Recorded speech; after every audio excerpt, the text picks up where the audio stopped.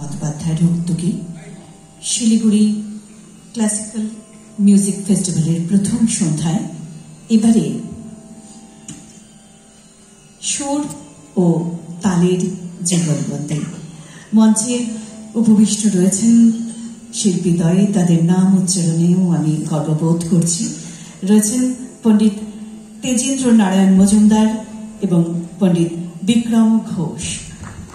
মহকুমা তথ্য সংস্কৃতি দপ্তরের পক্ষ থেকে আমরা তাদের বরণ করে নেওয়ার জন্য আমি শ্রী জয়ন্ত কুমার মল্লিক, সহ তথ্য অধিকর্তা, শিলিগুড়ি, তাকে অনুরোধ করছি।